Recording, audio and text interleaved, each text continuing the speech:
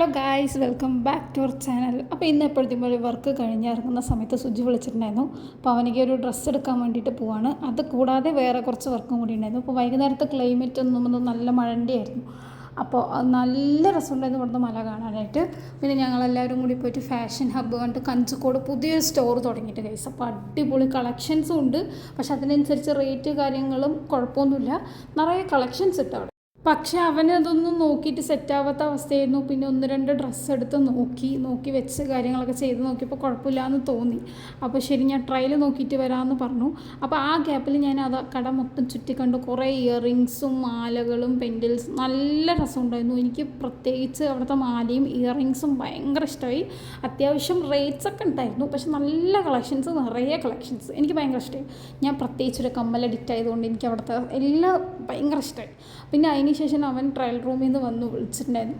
അപ്പോൾ പോയി നോക്കിയ സമയത്ത് അവൻ ആ ഷർട്ട് കുഴപ്പമില്ലായിരുന്നു, പക്ഷേ എന്നാലും എന്തൊക്കെയൊക്കെയോ കുഴപ്പം എന്നുള്ള അവസ്ഥയായിരുന്നു.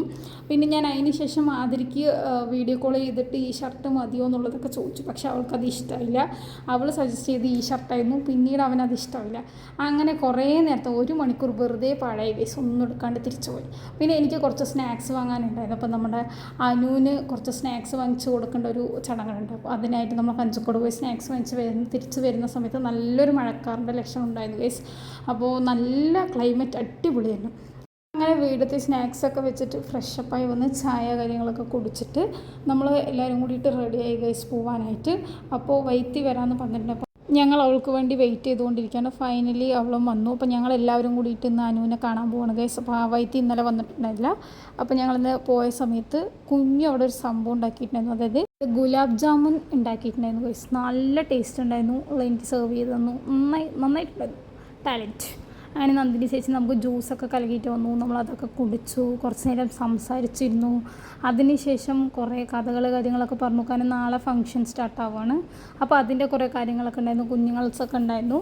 അപ്പോൾ എല്ലാവരും കൂടി ഇരുന്ന് കുറച്ച് നേരം കഥയൊക്കെ പറഞ്ഞ ശേഷം അനുയുടെ അമ്മമ്മ പറഞ്ഞു ഡ്രസ്സ് കാര്യങ്ങളൊക്കെ എടുത്തിട്ടുണ്ട്. അപ്പോൾ ജസ്റ്റ് നമുക്കതൊന്ന് കണ്ടിട്ട് വരാൻ വേണ്ടിയിട്ട് പറഞ്ഞിട്ടുണ്ടായിരുന്നു. അപ്പോൾ ഞങ്ങളെല്ലാവരും കൂടി അവിടെ ഡ്രസ്സ് കാണാൻ പോയി ഗൈസ്. പോയ സമയത്ത് എൻ്റെ പൊന്നൊരു രക്ഷയില്ല. ഒരു ഡ്രസ്സ് കടയെ അവിടെ വാങ്ങിച്ച് വെച്ചിട്ടുണ്ടായിരുന്നു. അപ്പോൾ അവർക്കുള്ള സാരി, ചെപ്പൽ, അപ്പോൾ അത് വൈത്തിയൊക്കെ ഇട്ട് നോക്കുകയാണ് ഗൈസ്. പോരാത്തതിനും അമ്മയ്ക്കുള്ള ഡ്രസ്സ് കാര്യങ്ങൾ, അതുപോലെ അതിനുശേഷമുള്ള ലെഹങ്ക എല്ലാം കണ്ടിട്ട് നമ്മൾ വീട്ടിലോട്ട് തിരിച്ചു വന്നു ഗൈസ്. വന്നിട്ട് മെയിൻ പണിയാണ് പൂക്കെട്ടൽ. അപ്പോൾ കുറച്ച് ദിവസമായിട്ട് പൂവിൻ്റെ സീസൺ ആയതുകൊണ്ട് നിറയെ പൂവിട്ടുണ്ട് ഗൈസ്. അത് കഴിഞ്ഞ ശേഷം ഫുഡൊക്കെ കഴിച്ചിട്ട് ഞാനും അനിയത്തും കൂടി കുറച്ച് നേരം സംസാരിച്ചിരുന്നു ഗൈസ്. അപ്പോൾ നമ്മുടെ വീഡിയോ ഇത്രേ ഉള്ളൂ. ഇഷ്ടമായ ലൈക്ക് ചെയ്യുക, ഷെയർ ചെയ്യുക, സബ്സ്ക്രൈബ് ചെയ്യുക, സപ്പോർട്ട് ചെയ്യുക. Tata, bye bye.